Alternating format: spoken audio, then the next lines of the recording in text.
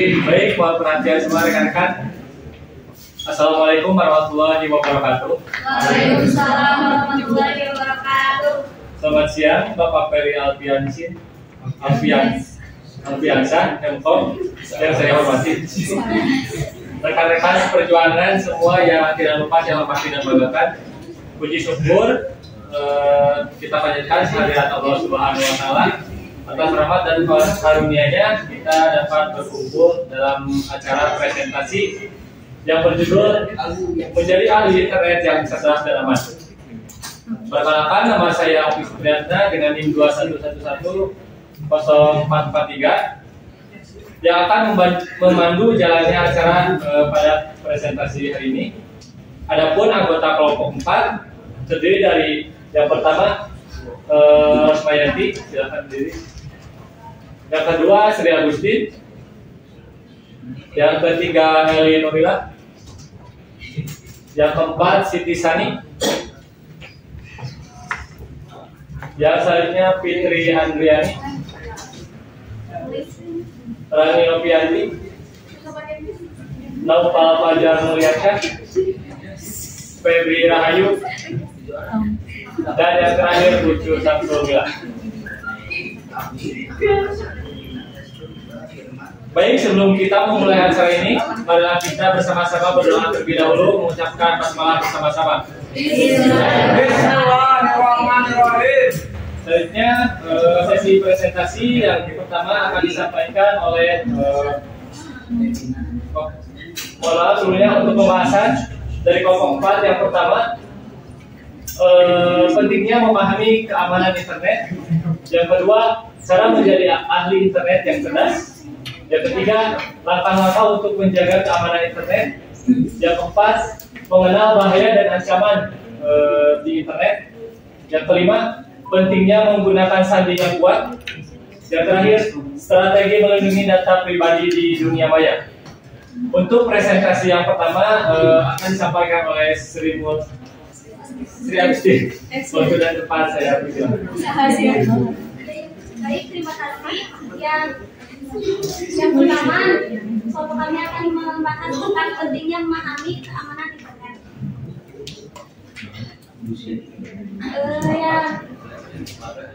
Di dalam pentingnya keamanan internet, kita harus mengenal ancaman keamanan internet. Yang pertama itu ada virus dan malware. Virus dan malware ini akan merusak perangkat. Selain merusak perangkat, akan mencuri informasi pribadi seperti spyware, adware, dan yang lainnya. Terus yang kedua ada serangan cyber.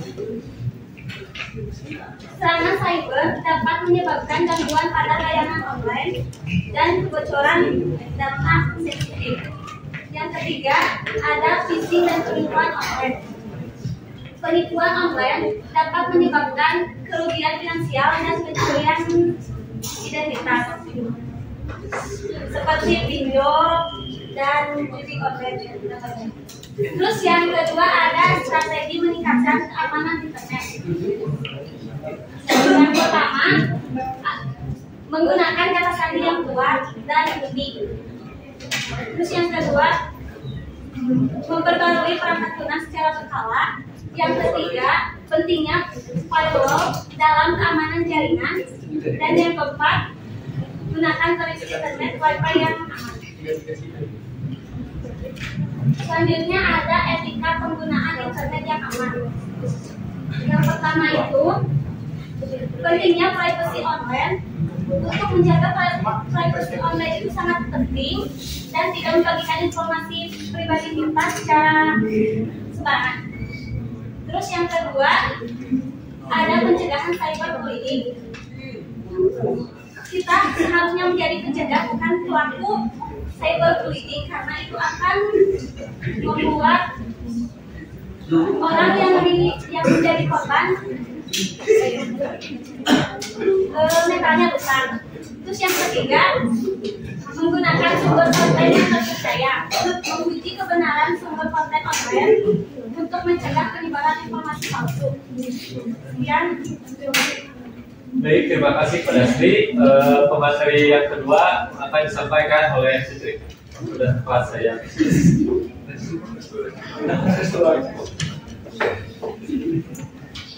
Baik, terima kasih. Di sini saya akan menjelaskan mengenai cara menjadi ahli internet yang cerdas. Di sini saya akan menyampaikan 3 tips atau cara yang akan menjelaskan pada slide berikutnya. Untuk tips yang pertama ialah menggunakan internet secara efektif. Nah, bagaimana penggunaan internet yang efektif itu? Di sini terdapat 3 poin. Yang pertama, mengelola waktu penggunaan internet dengan bijak. Berarti kita harus membatasi diri dalam menggunakan internet. Jangan sampai dengan adanya internet, produktivitas kita menjadi terganggu. Kemudian yang kedua, ialah mengembangkan keterampilan penelusuran yang efektif. Misalnya, ketika kita ingin belajar memasak makanan yang sehat, kita bisa menggunakan keyword yang lebih spesifik, seperti resep makanan yang rendah kalori. Kemudian yang ketiga ialah mengidentifikasi sumber informasi yang terpercaya. Berarti kita harus memastikan bahwa informasi yang kita dapatkan adalah benar dan dapat dipertanggungjawabkan. Next. Nah, kemudian untuk tips yang kedua, bagaimana cara menjadi ahli internet yang cerdas ialah membangun kesadaran keamanan internet. Nah, bagaimana caranya? Yang pertama, kita harus memahami resiko keamanan seperti adanya virus, malware, phishing, dan kebocoran data pribadi. Kemudian yang kedua, menerapkan tindakan perlindungan seperti menggunakan perangkat lunak keamanan, kemudian sandi yang kuat, dan kita harus berhati-hati dalam berbagi informasi pribadi. Kemudian yang ketiga, kita harus menjaga etika dan privasi. Nah, kita harus menghormati privasi orang lain dan tidak boleh menyebarluaskan informasi pribadi tanpa izin. Next. Kemudian untuk tips yang ketiga, bagaimana cara menjadi ahli internet yang cerdas ialah berkomunikasi secara positif dan etis. Nah, meskipun dalam dunia digital kita meskipun tidak secara face to face berkomunikasinya, kita harus menerapkan tata krama dan kesopanan. Misalnya yang pertama di sini menghindari perilaku cyberbullying. Misalnya ketika kita menemukan postingan yang bersifat menghujat, kita tidak boleh mengomentari komentar yang bersifat menghujat juga, memposting ulang, apalagi membagikannya kepada orang lain. Karena hal tersebut dapat mengganggu psikologis orang yang bersangkutan. Kemudian yang kedua ialah berpartisipasi dalam diskusi online dengan sopan. Kemudian yang ketiga ialah mengelola identitas digital dengan bijak. Nah, kita harus mempertimbangkan terlebih dahulu sesuatu yang akan kita posting. Lebih baik jangan memposting informasi yang bersifat sensitif. Mungkin sekian penjelasan dari saya. Saya kembalikan lagi kepada moderator. Baik, terima kasih kepada Putri. Untuk pemateri selanjutnya akan disampaikan oleh Noval. Waktu dan tempat saya persilakan. Baik, terima kasih kepada moderator yang telah memberikan waktunya kepada saya. Untuk selanjutnya yaitu ada langkah-langkah untuk menjaga keamanan internet.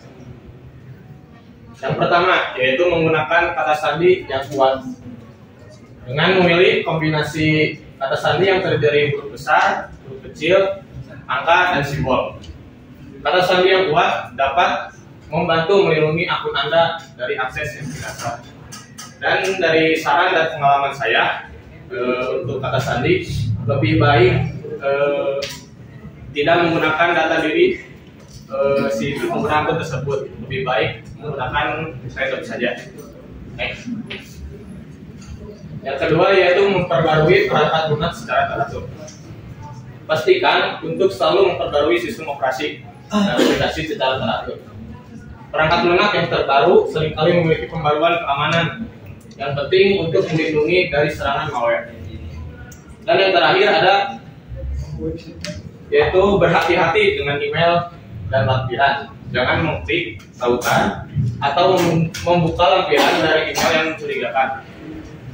Email phishing dan lampiran berbahaya dapat membahayakan keamanan data pribadi dan perangkat lunak. Sekian dari saya. Baik, terima kasih kepada Bapak. Untuk pemateri selanjutnya akan disampaikan oleh Saudari Rosmayati. Waktu dan tempat saya silakan. Baik, terima kasih kepada moderator yang telah memberikan saya kesempatan untuk menjelaskan mengenal bahaya dan ancaman internet. Oke, next. Identifikasi resiko online. Nah, untuk yang pertama yaitu penipuan identitas dan pencurian data. Nah, semisal kita itu harus lebih waspada dalam kayak untuk nama, alamat, ya, untuk identitas kita gitu. Karena apa? Karena bisa jadi itu kalau misal kita ceroboh, nanti itu akan mudah itu kayak untuk kertas-kertas untuk masuk atau mengambil identitas kita. Nah, next. Nah, untuk yang kedua yaitu konten berbahaya dan cyberbullying. Nah, untuk konten berbahaya, semisal kayak banyak informasi yang hoax gitu. Tapi kan masyarakat Indonesia kebanyakan ya suka kayak tidak memilih informasi, tidak melihat dari sebelumnya sampai ke akar-akarnya gitu. Jadi membawa gitu ya, melihat, men-share gitu. Nah, itu bisa terjadi apa namanya, menyebar luas gitu. Nah, untuk cyberbullying semisal aja seperti kayak kasusnya Puji yang konten kreator Indonesia, karena beliau itu sering dibully di media sosial akibat tone skin atau perbedaan kulit gitu, lebih gelap. Biasanya di komentar kayak konflik gitu, kayak kurang apa namanya teh, lebih aura doang gitu ya. Nah, itu teh sebenarnya itu nggak boleh gitu. Karena apa? Karena itu bisa lebih ke mental kita teh jadi ngedown gitu. Nah, sehingga Puji tersebut teh mengalami depresi dan hampir berpikir mau bunuh diri gitu. Jadi akibatnya itu sangat fatal buat mental seseorang. Nah, next.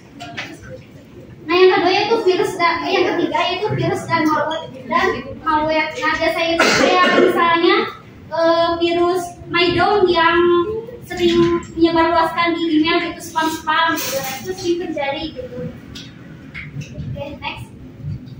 Nah, untuk keamanan transaksi online itu biasanya kita harus lebih waspada untuk kayak akun kita gitu. Biasanya kan kalau kita ceroboh gitu ya, untuk kayak pertas itu mudah gitu ya untuk mengambil misalnya akun e-commerce kita gitu. Nanti terjadi kayak transaksi, padahal kita nggak transaksi, tapi kok bisa ada sih transaksi yang nggak kita ketahui gitu ya. Itu bisa jadi oleh pertas gitu, karena kita kurang menjaga dalam keamanan akun sosial atau akun e-commerce kita gitu.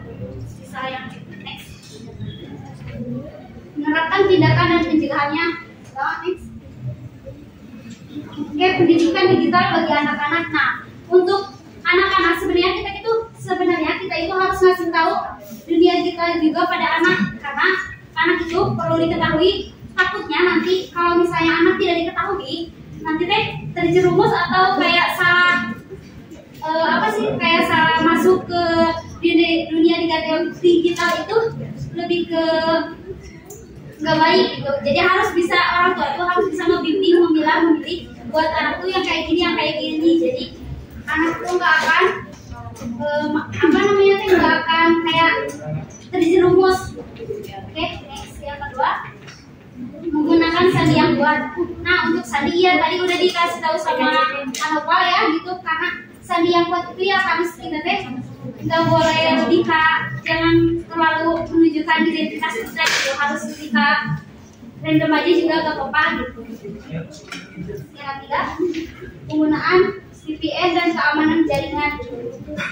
Nah, untuk VPN juga IP-nya gitu. Nah, IP-nya itu harus misalnya dirubah gitu biar kita nggak ketahuan sama kayak korban gitu, biar nggak ngecek gitu. Nanti kalau misalnya IP kita dirubah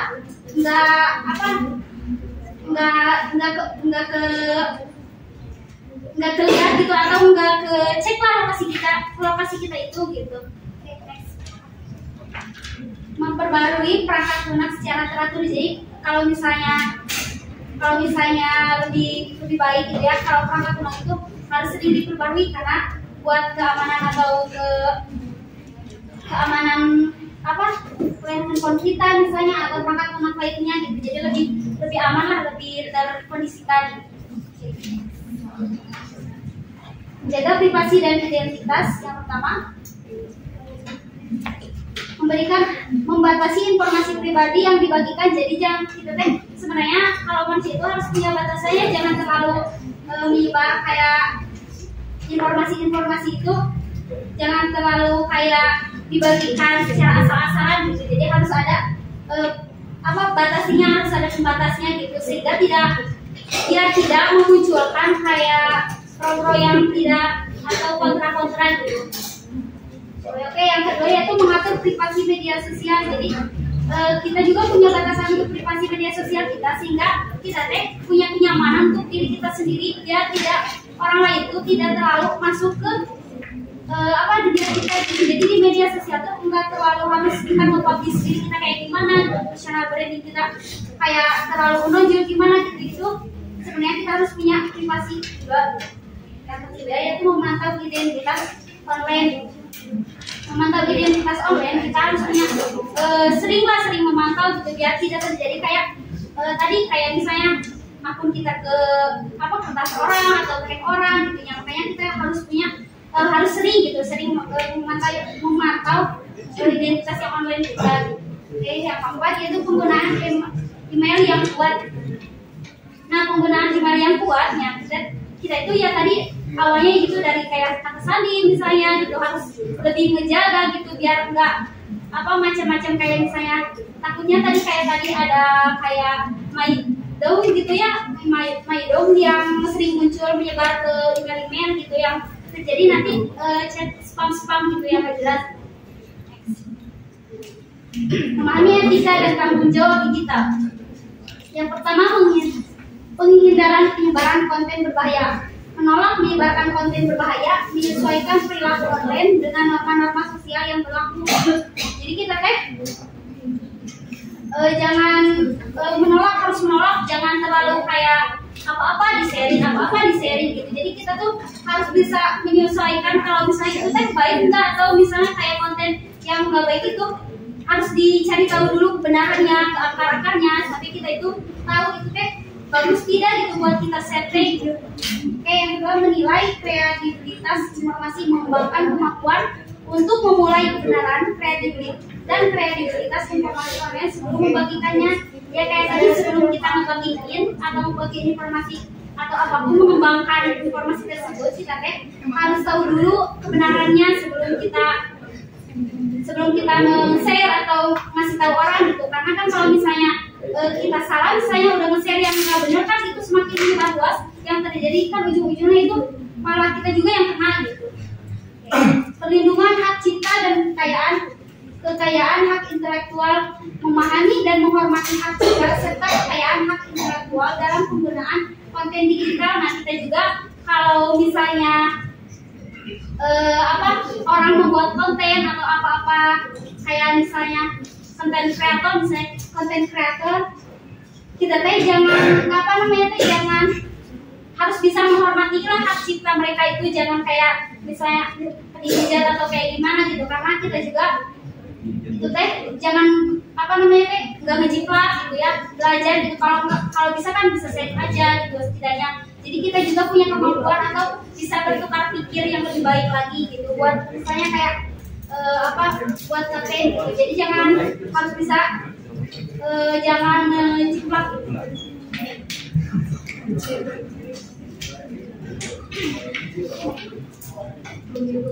Mengelola waktu dan penggunaan internet, membuat jadwal dan batasan waktu penggunaan internet untuk mencegah kecanduan dan dampak negatif lainnya. Jadi kita juga punya batasan atau jadwal waktu dalam penggunaan internet. Jangan mentang-mentang kita suka bermedia sosial misalnya kita tuh jadi kecanduan terus, dan dampaknya itu negatif banget. Misalnya kayak kalau terlalu sering misalnya scroll misalnya kayak TikTok ibaratnya atau apa gitu ya, nah lama-lama misalnya malam gitu kan, jadi kesehatan kita juga kurang terjaga. Terus manfaat teknologi untuk membatasi akses dan waktu kepada internet, terutama bagi anak-anak. Jadi kita juga harus ngasih tahu kepada anak bahwa manfaat teknologi itu harus lebih bisa membatasi gitu, jangan terlalu. Emang teknologi itu sangat penting ya di dunia kita, itu sangat penting dan emang butuh banget gitu, terutama buat ngajarin anak, mendidik anak gitu ya. Nah makanya kita juga tapi harus punya batasan ya, nggak senang-senang kita. Oke itu manfaat ya, kita sering aja terus maksudnya nggak tahu waktu gitu, tapi harus tahu batasannya juga gitu. Mendorong pengembangan keterampilan digital sebagai alternatif untuk mengurangi ketergantungan pada internet. Jadi kita juga harus pengembangan keterampilan kita. Jadi nggak cuma melulu dengan kayak kita gitu, tapi misalnya kayak di kayak gini juga misalnya nggak pakai digital juga, tapi bisa gitu ya, biar tidak ketergantungan pada internet. Nah, menggunakan internet untuk hal yang produktif dan bermanfaat bagi perkembangan pribadi dan profesional. Gitu ya. Nah, untuk penggunaan internet juga emang banyak banget ya untuk manfaatnya, yang bisa pengembangan untuk diri kita pribadi gitu ya, untuk kayak misalnya untuk lebih ya bisa lagi menambah wawasan yang lebih luas lagi dengan internet gitu. Jadi bakal lebih berkembang lagi di internet dengan internet. Oke, terima kasih. Mungkin saya kembalikan lagi kepada mereka. Baik, terima kasih kepada Pak Yanti. Untuk pemateri selanjutnya akan disampaikan oleh Rani. Waktu dan tempat saya persilakan.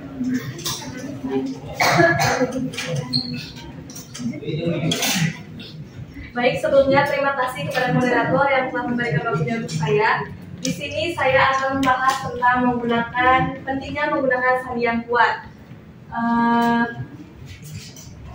Menggunakan sandi yang sulit ditebak. Oke, yang pertama, menggunakan kombinasi huruf, angka, dan simbol. Pada tahun 2023, beberapa sumber di internet merilis sandi yang sering digunakan oleh warga Indonesia. Di antaranya, yang pertama 1, 2, 3, 4, 5, 6. Selanjutnya ada password, terus ada admin, dan yang terakhir ada urutan angka dengan angka yang sama diulang-ulang, misalnya 1111.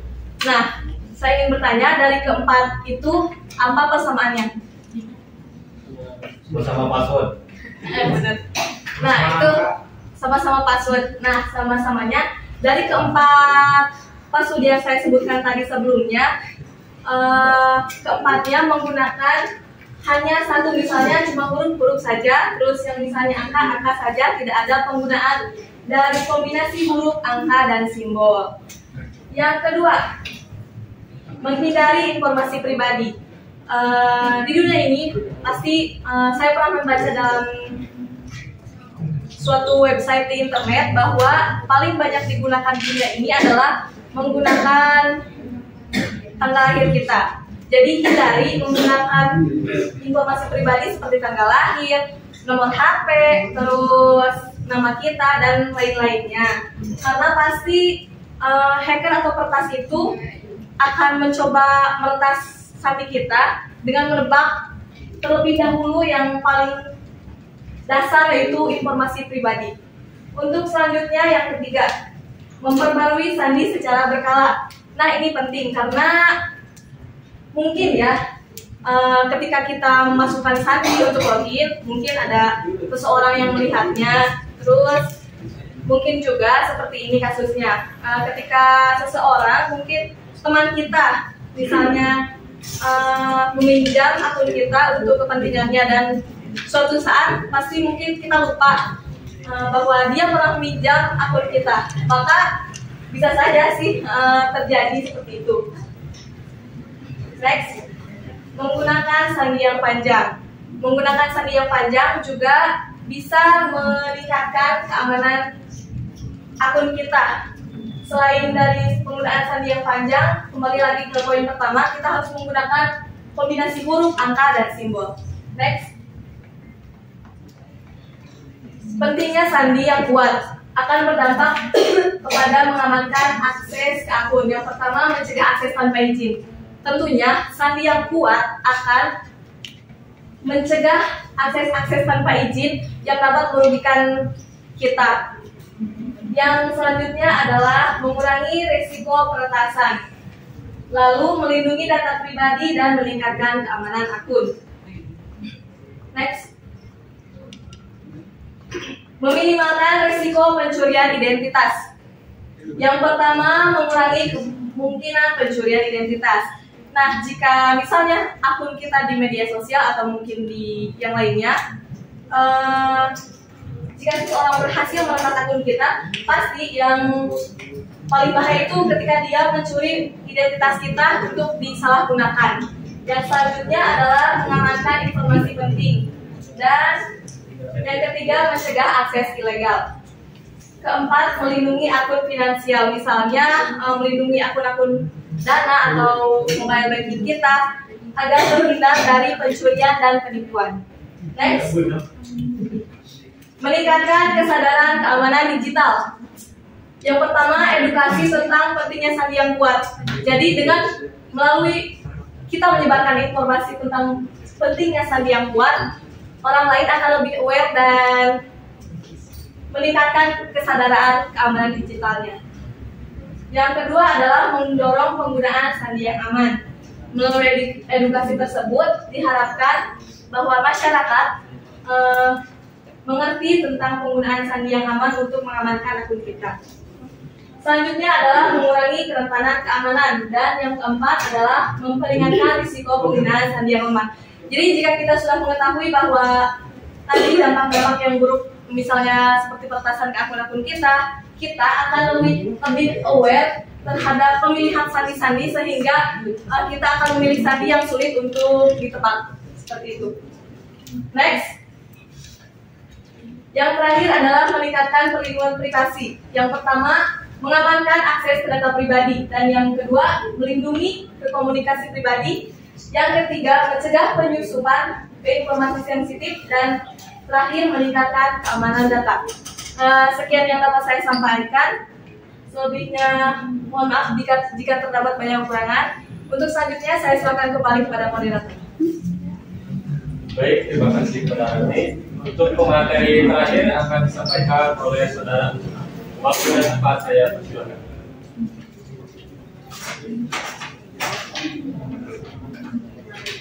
Baik, terima kasih kepada moderator yang sudah memberikan saya waktu untuk berdiri untuk presentasi. Untuk yang selanjutnya yaitu poin ke-6, yaitu strategi melindungi data pribadi di dunia maya. Yang pertama ada pengenalan data pribadi. Kesadaran akan keamanan data pribadi sangat penting untuk mencegah penyalahgunaan dan kebocoran informasi. Nah, di sini kita diingatkan yaitu kita harus sadar akan keamanan, ya. Jangan sampai data pribadi kita bocor. Ya, gitu. Ya, untuk yang selanjutnya yaitu pengguna memiliki hak atas privasi data pribadi mereka yang harus dilindungi oleh undang-undang. Yang ketiga, penyalahgunaan data pribadi dapat menyebabkan penipuan, pencurian identitas, dan pelanggaran privasi. Yang keempat, pengguna harus waspada dalam berbagi informasi pribadi untuk menghindari kejahatan cyber. Next. Untuk selanjutnya yaitu penerapan tindakan proteksi data. Yang pertama, penggunaan sandi yang kuat dan unik, penggunaan layanan VPN. Yang ketiga, pembaruan perangkat lunak secara berkala. Yang keempat, menerapkan proteksi anti malware. Yang ketiga, pendidikan dan kesadaran pengguna. Yang pertama, menumbuhkan kebiasaan mengamankan data. Dan pengguna perlu diberikan pemahaman dan dukungan untuk menumbuhkan kebiasaan mengamankan data pribadi secara konsisten. Selanjutnya, kesadaran tentang keamanan jaringan Wi-Fi. Pengguna perlu diberikan pemahaman mengenai resiko keamanan saat menggunakan jaringan Wi-Fi publik dan langkah-langkah untuk melindungi diri. Selanjutnya, membiasakan diri dengan kebijakan privasi. Pengguna perlu terlatih untuk membaca dan memahami kebijakan privasi sebelum berbagi data pribadi. Selanjutnya, peran regulasi dan kepatuhan. Regulasi yang pertama, regulasi yang jelas dan ketat dalam perlindungan data pribadi dapat membantu mengurangi risiko penyalahgunaan dan pelanggaran privasi. Yang kedua, pengguna perlu diberikan informasi yang transparan mengenai pengelolaan dan penggunaan data pribadi mereka oleh pihak yang mengumpulkannya. Yang ketiga, organisasi dan perusahaan perlu mematuhi standar keamanan data untuk melindungi informasi pribadi pengguna dengan aman. Yang keempat, otoritas perlindungan data memiliki peran penting dalam mengawasi dan menegakkan kebijakan terhadap regulasi perlindungan data pribadi. Yang selanjutnya yaitu pengembangan teknologi keamanan. Yang pertama, penggunaan teknologi enkripsi. Yang kedua, inovasi dalam keamanan data. Yang ketiga, pengembangan sistem autentikasi baru. Yang keempat, peran kecerdasan buatan dalam keamanan.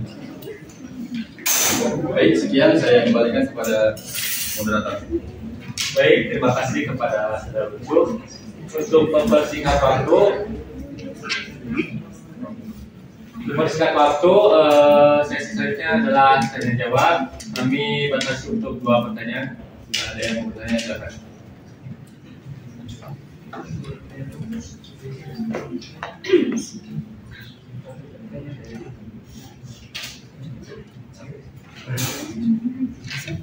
Perkenalkan, nama saya dari tindakan apa yang perlu dilakukan jika menjadi korban cyberbullying? Terima kasih. Baik, terima kasih. Ada lagi? Baik, perkenalkan nama saya Ade Ramdan. Saya ingin bertanya bagaimana cara mendidik anak agar cakap terhadap dunia digital dan juga tidak menyalahgunakannya. Terima kasih. Izin menjawab langsung untuk pertanyaan yang pertama untuk Devina. Bagaimana jika menjadi korban cyberbullying dan langkah-langkahnya seperti apa? Baik. Yang pertama, jangan respon. Jangan membalas pesan atau komentar negatif. Yang kedua, simpan bukti. Ambil tangkap layar atau simpan pesan sebagai bukti. Yang ketiga, blokir pelaku. Memblokir akun pelaku di media sosial atau aplikasinya. Yang keempat, laporkan. Gunakan fitur laporan pada platform atau laporan ke penyedia layanan internet. Yang kelima, bicara dengan orang terpercaya. Ceritakan pada orang tua, guru, atau teman yang dapat dipercaya. Yang terakhir, cari bantuan profesional. Jika merasa tertekan atau cemas, konsultasikan dengan konselor atau ahli kesehatan mental. Cukup. Baik, untuk pertanyaan yang kedua dari saudara Adi, izin menjawab bagaimana cara mendidik anak agar cakap terhadap dunia digital dan juga tidak menyalahgunakannya. Untuk jawabannya, ajarkan anak tentang dasar-dasar penggunaan teknologi dan internet, termasuk manfaat dan resikonya. Yang kedua, buat aturan penggunaan perangkat digital seperti durasi waktu, situs yang boleh diakses, dan konteks yang boleh dilihat oleh anak. Untuk selanjutnya, dorong anak untuk belajar keterampilan digital seperti cara mencari informasi yang benar, mengenali berita palsu, dan melindungi data pribadi anak. Untuk selanjutnya, tunjukkan penggunaan teknologi yang sehat dan bertanggung jawab sebagai teladan bagi anak-anak. Mungkin cukup. Baik, terima kasih.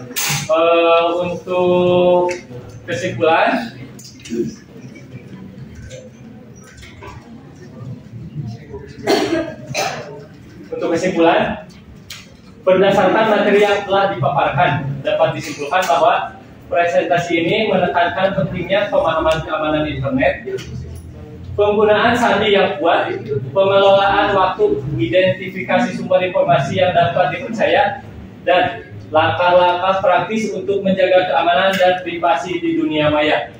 Mungkin sekian yang dapat kelompok 4 sampaikan dan presentasikan. Kurang lebihnya mohon maaf. Kami tutup. Wabillahi taufiq wal hidayah. Wassalamualaikum warahmatullahi wabarakatuh.